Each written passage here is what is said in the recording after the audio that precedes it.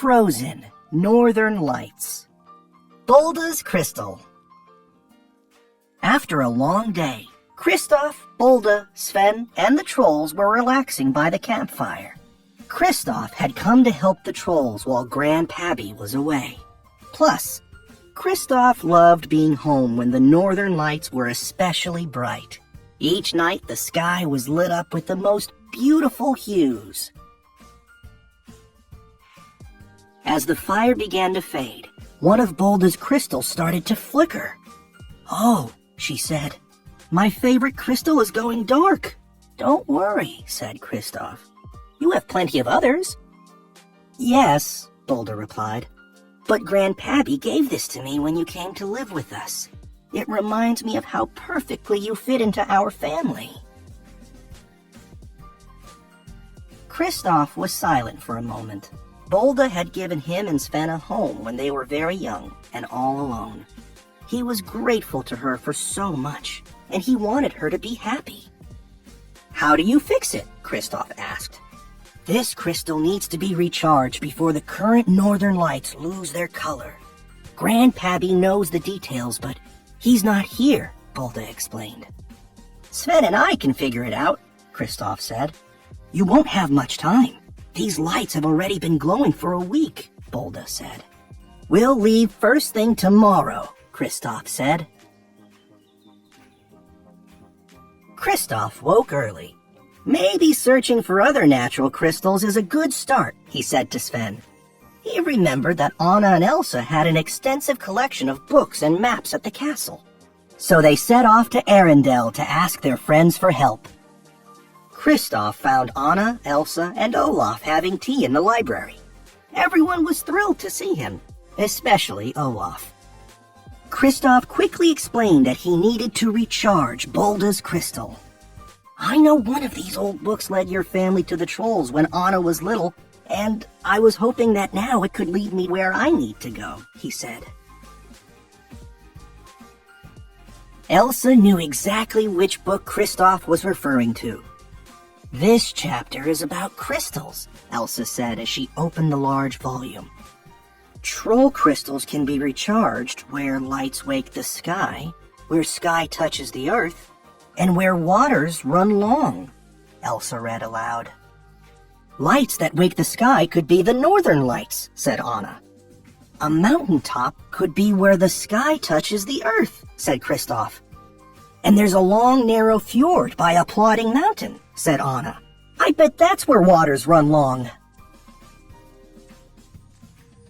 They decided to head to the peak of a plodding mountain. It was a full day's journey from Arendelle, so there was no time to waste. The friends quickly packed food, blankets, and a map, then set out on their quest. The group had been hiking all morning and eventually arrived at the top of a steep cliff. Kristoff looked over the side, searching for a trail. "According to the map, we'll have to climb down the other side," Anna said. "There's no way around." Everyone peeked over the cliff. Anna quickly grabbed a rope and rushed down the mountain before anyone else had a chance to prepare.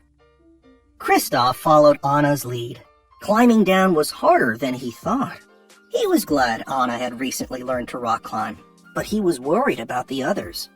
"I have an easier way," Elsa said. With the wave, Elsa used her icy magic to create an ice slide down the side of the cliff. Then she, Olaf, and Sven slid past Kristoff and Anna. "Whee!" Olaf laughed. The ice slide was fun, but it wasn't the shortcut they were hoping for. After hours of walking and climbing, the friends finally reached the top of a plodding mountain. To their surprise, there was nothing special on the summit. Anna looked around, puzzled. "Do you think we went to the wrong mountain?" she asked. The sun was beginning to set, so the group decided to stop for the night. "Maybe we'll have better luck in the morning," Kristoff said. As it got darker, the friends set up camp under a rock overhang. The group settled into their blankets, and Kristoff taught them a new song. As they listened, Ribbons of color spread across the night sky. And suddenly, crystals hidden within the mountain began to turn bright. "I've never seen rocks glow before," said Olaf. Kristoff immediately stopped singing.